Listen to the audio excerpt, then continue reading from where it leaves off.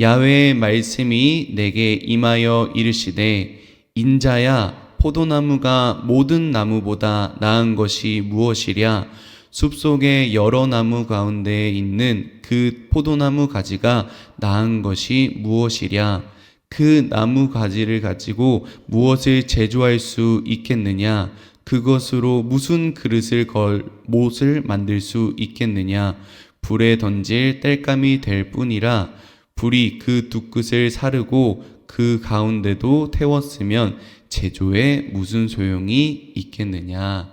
아멘. 할렐루야. 새벽을 깨워 하나님의 말씀 듣기를 사모하는 성도님들의 삶 가운데 하나님의 놀라운 은혜와 사랑이 넘치기를 소망합니다. 또한 이 말씀을 듣는 것으로 끝내는 것이 아닌 그 말씀이 우리의 삶 속에 살아 역사하는 생명의 씨앗이 되기를 축복합니다. 저는 오늘 에스겔 15장 말씀을 가지고 죽은 포도나무입니까? 라는 제목으로 함께 말씀을 나누고자 합니다. 포도나무는 우리에게 정말 참 익숙한 비유이자 동시에 기쁜 영적 의미를 담고 있습니다. 오늘 말씀을 통하여 우리의 신앙 상태를 진지하게 돌아보고 하나님과 끊어진 그 관계를 회복하고 동행하며 그리고 그 동행을 통하여서 풍성한 열매를 맺는 삶으로 나가기를 간절히 바랍니다. 오늘 본문 2절을 보면 포도나무의 비유로 말씀이 시작이 됩니다. 2절 말씀을 함께 읽겠습니다. 인자야 포도나무가 모든 나무보다 나은 것이 무엇이랴 숲속의 여러 나무 가운데 있는 그 포도나무 가지가 나은 것이 무엇이랴. 아멘. 여기에 두 가지 중요한 질문이 나오게 됩니다. 첫 번째는요, 포도나무가 모든 나무보다 나은 것이 무엇인지를 묻는 것과요. 두 번째는 숲속의 여러 나무 가운데 있는 그 포도나무 가지가 나은 것이냐라는 질문입니다. 고대 이스라엘 지역은요, 건기와 우기로 나뉘어져 있는 기후 특성을 가지고 있었습니다. 포도나무는 그래서 이스라엘 백성들에게 있어서 생존에 필수적인 나무였습니다. 갈증을 해소해주고 그들의 배고픔을 채워주는 아주 귀한 열매였기 때문에 그래서 이스라엘의 백성들에게 있어서 포도나무는 단순히 유용한 나무를 넘어서 자신들을 상징하는 중요한 나무였습니다. 그래서 시편 그리고 이사야, 예레미야 등 구약 성경에서도 여러 곳에 포도나무의 비유가 자주 등장하고는 하는데요. 그리고 우리 성도님들께서도 아주 잘 아시는 신약 요한복음에서도 이 포도나무의 예화가 나오게 됩니다. 요한복음 15장 1절에서 4절 말씀입니다. 나는 참 포도나무요 내 아버지는 농부라. 무릇 내게 붙어 있어 열매를 맺지 아니하는 가지는 아버지께서 그것을 제거해 버리시고 무릇 열매를 맺는 가지는 더 열매를 맺게 하려 하여 그것을 깨끗하게 하시느니라. 너희는 내가 일러준 말로 이미 깨끗하여 졌으니 내 안에 거하라. 나도 너희 안에 거하리라. 가지가 포도나무에 붙어있지 아니하면 스스로 열매를 맺을 수 없음 같이 너희도 내 안에 있지 아니하면 그러하리라. 아멘. 요한복음에서도 예수님께서는 포도나무고 또 하나님께서는 농부고 우리는 가지라고 설명하고 있습니다.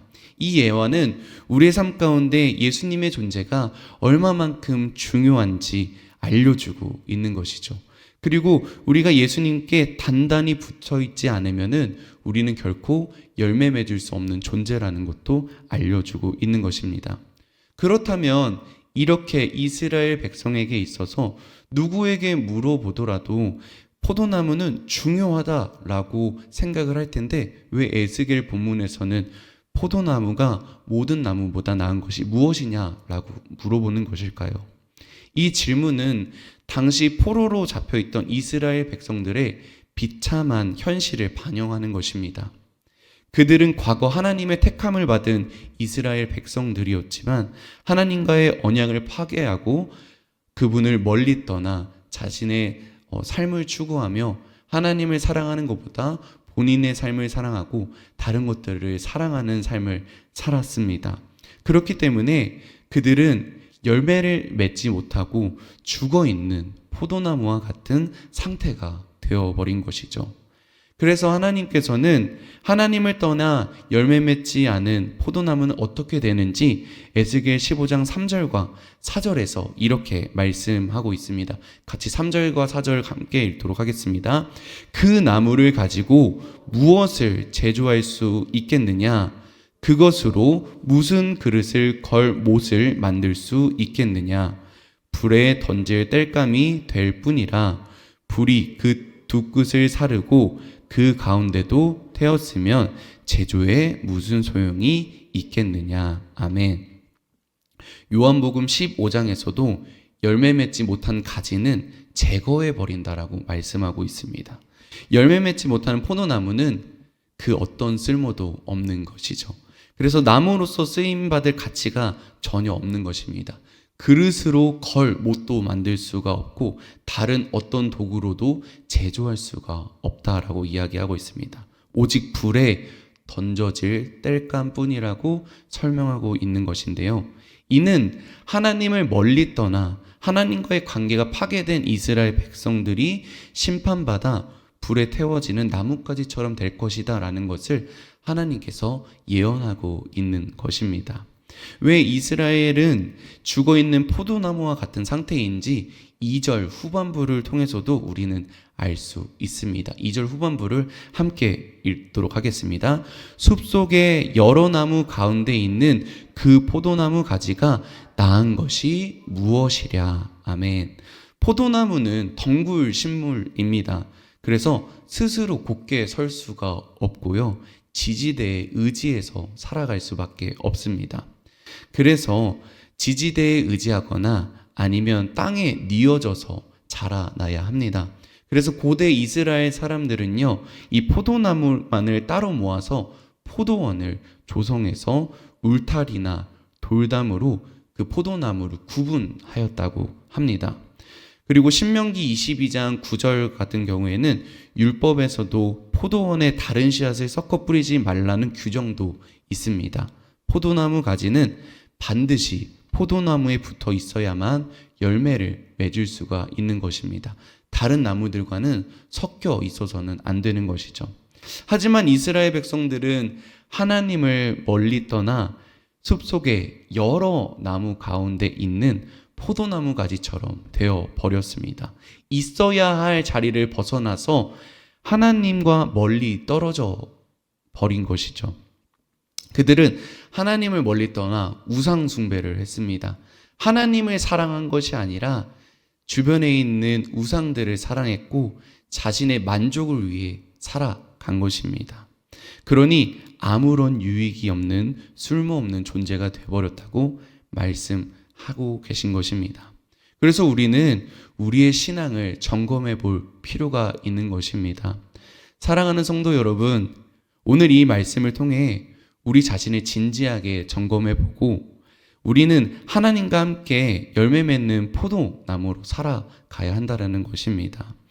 그리고 우리가 정말 하나님과 함께 붙어 있어 열매를 맺고 있는지를 점검해 보고 아니면 하나님과 떨어져서 아무런 쓸모가 없는 죽은 포도나무와 같은 상태가 아닌지를 한번 생각해 보아야 한다는 것이죠. 저번 주 금토일 초등부는 수련회를 다녀왔습니다. 초등부 학생이 수요 예배에 나왔더라고요. 그래서 예배 전에 그 학생과 짧은 대화를 나누었습니다. 그 대화가 저의 마음 가운데 큰 울림을 주었는데요. 이제 곧 중학생이 되는 그 학생이 마음에 깊은 고민이 있다라는 것입니다. 자신이 무엇을 하면서 살아가야 되고 어떤 진로를 가지고 살아가야 되는지에 대한 큰 고민이 있다라는 것입니다. 그래서 어떤 직장이 좋겠느냐라고 물어보니 워라밸이 보장되는 그런 직장이었으면 좋겠다라고 하는 것입니다. 그래서 업무할 때는 딱 업무만 보고 쉴 때는 본인이 쉬고 싶다라고 하는 것이었습니다. 그래서 왜 쉬고 싶냐라고 물어보니까 좀 쉬는 시간이 있어야 주변 사람들을 전도도 하고 본인이 신앙생활을 할 수 있다라는 것입니다. 그래서 저는 마음의 감동을 받아서 이런 좀 질문을 해보았습니다. 그렇다면 돈도 굉장히 많이 주고 남들도 부러워할 만한 직장에 본인이 들어갔는데 거기 들어가면은 주말에도 가끔 일도 해야 되고 워라밸이 보장이 안 된다면은 어떻게 할래? 라는 질문에 그 직장 상사에게 한번 조율을 해보겠다라고 합니다. 그리고는 그 조율이 안 되면은 그 직장을 그만둬야 되겠다고 그렇게 생각을 하는 것이었습니다. 그래서 저는 그 학생과의 대화를 통해서 하나님과 꼭 붙어 있는 포도나무 가지와 같다라는 생각을 하였습니다. 이 관계가 하나님과 잘 붙어 있기 때문에 이렇게 열매 맺는 삶을 살고 있구나. 하나님과 잘 붙어 있기 때문에 이렇게 하나님 생각을 하고 하나님의 그 열매를 맺기 위해서 열심히 살아가는구나 라는 그런 생각을 하게 되었습니다. 이것이 바로 열매 맺는 포도나무의 삶입니다. 우리 성도님들의 삶은 어떠십니까? 우리는 인생의 많은 풍파를 겪고 있습니다. 수많은 선택의 기로에 있었고요. 자녀 양육과 그리고 직장 생활, 또 은퇴 후의 삶을 걱정하고 또 건강과 다양한 삶에 대해서 고민하고 걱정할 때가 많습니다. 하지만 하나님과의 관계는 어떠한가요? 하나님과의 친밀한 관계, 동행이 우선시 되고 있습니까? 매일의 삶 속에 기도로서 살아가고 계신가요? 말씀으로서 살아가고 계신가요? 하나님과 교제하고 살아가고 계신가요? 바쁜 일상 속에서 하나님과의 그 만남이, 하나님과의 그 관계가 흐려지고 있지는 않으신가요? 우리는 우리의 삶을 돌아볼 필요가 있습니다. 그리고 이 하나님과의 관계를 맺는 것으로만 끝내는 것이 아닌 우리는 열매 맺는 삶도 살아가야 합니다. 어제 수요 예배에서 목사님께서 아브라함에 관한 설교를 하였습니다. 그래서 사역의 열매보다 중요한 것은 관계라고 말씀을 하셨는데요. 나의 유익과 목적에 의한 삶이 아닌 주변의 사람들을 사랑하고 살아가는 것, 그리고 관계를 맺으며 살아가고 있는 것, 그리고 주변에 믿지 않는 사람들에게 본을 보여주는 것, 그것이 바로 열매 맺는 삶입니다. 그래서 우리는 우리의 삶을 늘 점검해 보아야 할 필요가 있습니다. 하나님께서는 우리가 단순히 존재하는 것을 넘어서 풍성한 열매를 맺기를 원하십니다. 말씀의 결론입니다. 사랑하는 성도 여러분, 오늘 이 말씀을 통해 다시 한번 우리 자신을 돌아보는 시간이 되기를 소망합니다. 우리는 하나님께 굳건히 붙어 있는 포도나무 가지, 그리고 열매 맺는 가지인지, 아니면은 하나님과 멀리 떨어져서 많은 우상들 속에 쌓여서 다른 세상 속에 쌓여서 혼자 죽어가고 있는 나뭇가지는 아닌지 점검해 보기를 원합니다. 우리의 삶이 열매 없이 메마르고 하나님과의 관계가 멀어져 있다라고 느껴진다면 지금 이 시간이 주님께 돌아갈 가장 중요한 때입니다. 주님은 여전히 우리를 사랑하셔서 우리가 늘 주님의 품으로 돌아오기를 원하고 계십니다. 하나님께서 우리의 삶을 지켜보호하고 계시고 우리의 삶이 하나님과의 관계로 풍성히 열매 맺기를 원하십니다. 이 시간 하나님과 관계를 회복하고 열매를 맺을 수 있는 우리 성도님들 모두가 되기를 축복합니다. 기도합니다. 주님 고맙고 감사를 드립니다. 주님께서 오늘 에스겔 15장 말씀을 통하여서 우리의 신앙의 본질을 점검하게 하여 주시고 하나님과의 관계가 올바로 서 있는지 우리가 생각하게 하여 주시고 점검하게 하여 주심에 감사를 드립니다. 아버지, 이 시간 우리가 정말 하나님께 멀리 떠나서 우리의 삶만 생각하면서 살아가고 있었다면은 주님께 이 모든 것들을 회개하고 내려놓고 주님께 돌아가기를 원합니다. 주님께 우리의 죄를 자백하고 주님께 돌아가기를 원합니다. 그리고 주님과 함께 관계를 맺고 풍성한 열매를 맺는 그런 삶을 살 수 있도록 주님께서 축복하여 주시옵소서. 우리 나라를 위해서 기도합니다. 우리 나라가 정말 어려운 곳을 향해서 나아가고 있습니다. 주님께서 우리나라를 불쌍히 여겨주셔서 대통령과 많은 정치 지도자들이 하나님을 두려워하고 하나님의 기쁨이 되는 삶을 살아갈 수 있도록 주님께서 그 발걸음을 인도하여 주시옵소서. 그리고 우리 교회가 주님의 기쁨이 되는 교회 될 수 있게 도와 주시옵소서. 하나님과 늘 동행하고 하나님께서 바라보시는 그 방향을 우리가 바라보며 하나님과 같은 생각으로 우리가 삶을 살아갈 수 있게 도와 주시옵소서. 우리가 먼저 교회되어서 내 주변의 이웃을 사랑하고 내 주변의 이웃에게 주님의 사랑을 전달할 수 있는 축복의 통로, 은혜의 통로가 될 수 있도록 주님께서 역사하여 주시옵소서. 시작되고 있는 교회학교 수련회를 위해서 기도합니다.